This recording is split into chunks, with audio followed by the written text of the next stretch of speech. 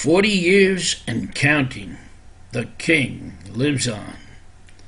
Welcome, friends of Elvis Aaron Presley. Let me begin by introducing myself to you. I am Anthony Cartucci. I have been the ghostwriter for the so-called mystery man known as Friend from Yesteryear. I consider it a privilege to have been used by him in writing The Final Curtain, A Love Story Untold, and his second book, Elvis Aaron Presley, Death of a King. That publication has recently been released in full color edition and in a less expensive black and white edition so that the fans can all have a copy. These two books are also available in Kindle format. Today, you will be given an immense gift, a gift of immeasurable proportion. But before I present that gift to you, I must recall to mind two events stated on Elvis Presley Radio. One by Larry Geller on the 15th of August, the eve of the Candlelight Vigil of 2017. The other by George Klein on August 25th, 2017. On the 15th of August, Larry Geller was a surprise guest on Elvis Radio out of Memphis, Tennessee. He was being interviewed by Jim Sykes. Jim posed this question to Larry, which astounded me. Larry, there has been some talk that Elvis was born a Jew. Do you know if this is true? Is there any validity to it?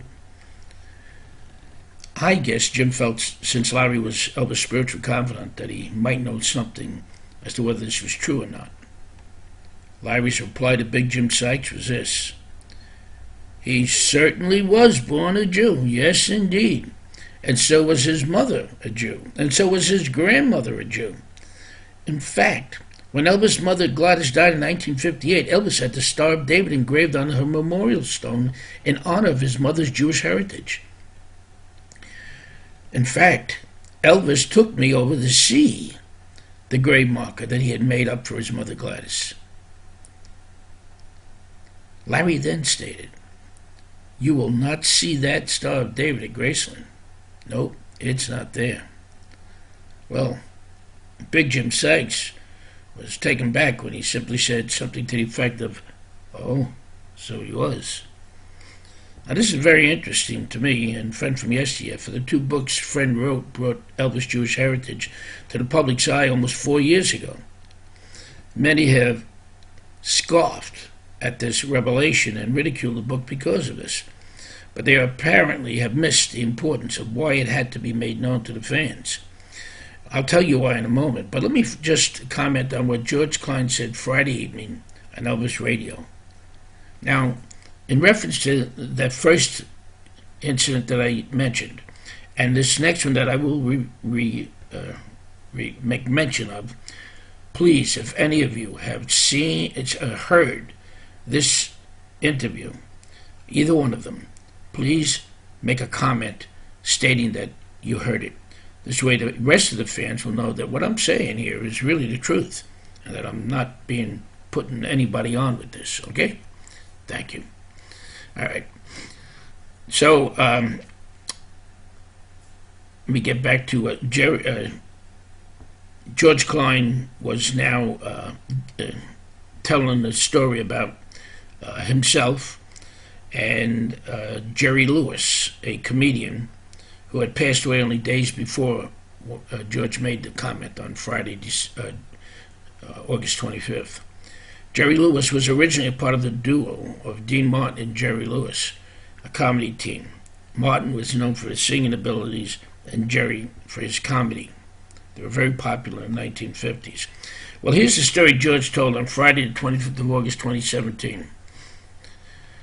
After giving a long intro, George went on to say that when he was in Vegas, he ran into Jerry. He saw Jerry Lewis as a big star. He wanted that friendship with Jerry. They talked a while, and then Jerry asked George if he could go out and purchase for Jerry a deck of playing cards. So George said he immediately ran out to get the playing cards for Jerry Lewis. When he returned with a deck of playing cards, he gave them to Jerry. Jerry looked at them. According to George Klein, Jerry then said, "GK, these are red playing cards. In other words, the backs of the cards were red. I want blue backs on my playing cards. Blue, not red. Blue is for Jews. That's my color.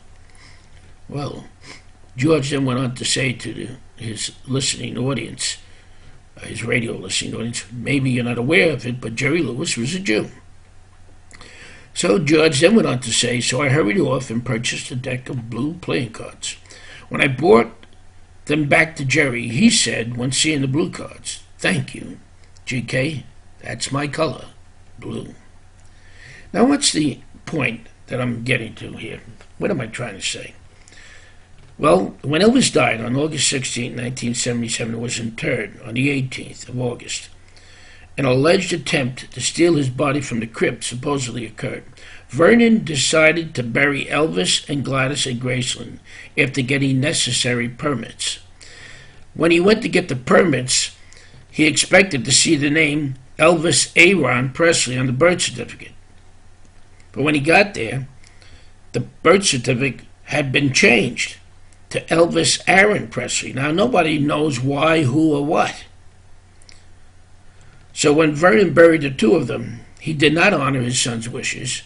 Gladys was not given a Star of David at Graceland, but the name Aaron had to be on the grave marker because of the permits.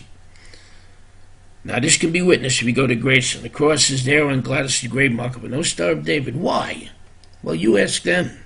Ask them at Graceland or at the guest house. It was Elvis' home. It was Elvis' money. It was Elvis who made them all rich and continues to make them even more richer.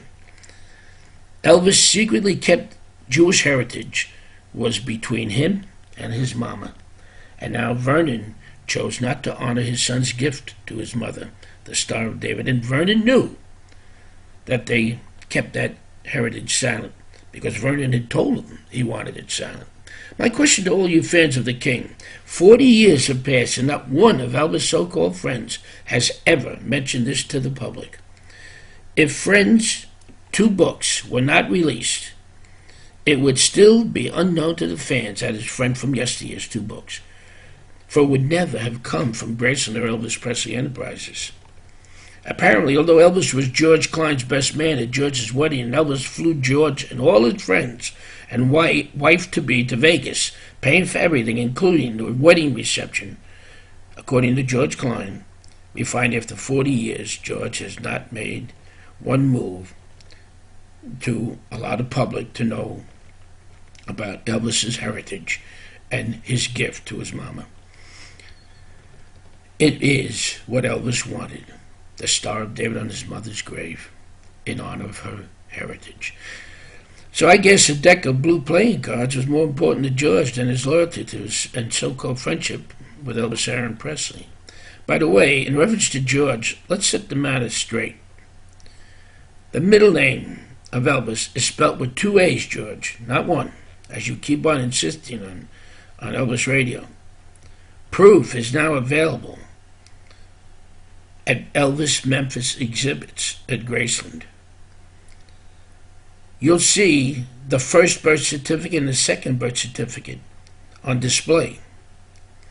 The first birth certificate, Elvis Aaron Presley. The second birth certificate changed by Vernon to Elvis Aaron Presley. He didn't want anyone to know that his son had a Jewish name. But now the newly found and seen third birth certificate is where we see the name spelt with 2 A's, Aaron. Yes, who changed the spelling of the date for the date on the third birth certificate? Well, if you check the date of the birth certificate, the third one, you'll see it's December 28, 1953. George, do you know where Elvis was living in 52 and 53? In a 2-story flat with 2 apartments.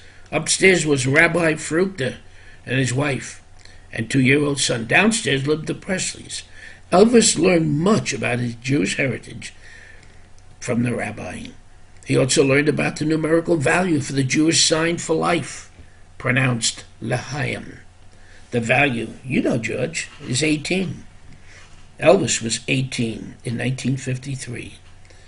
L'Chaim, 18, his age. 1953, add those digits up. 1 plus 9 is 10, plus 5 is 15, plus 3 is 18. L'Chaim again. And so before he turned 19 on January 8th, 1954, we find on December 28th, 1953, that Elvis had the birth certificate changed to Elvis Aaron Presley.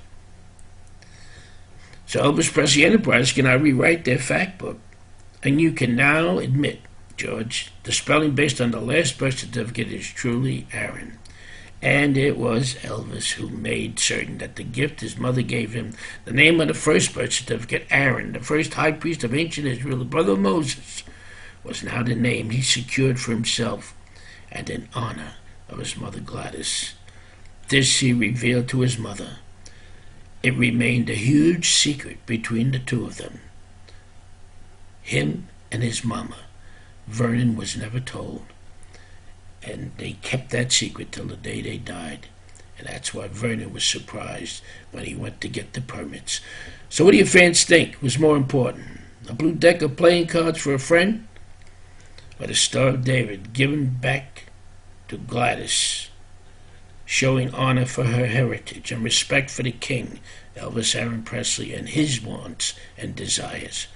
These points, plus many other interesting facts, are brought out in Friend from Yesteryear's latest book, Elvis Aaron Presley, Death of a King. 236 pages. One last point. Note the picture in this video on the front of, which is the front cover of the book. You'll see the Star of David on the front cover. It's laying down with its 6 points bent out of shape, basically seen in a distressed condition. When will the distress be removed? Will the injustice to Elvis continue on? That's up to you fans.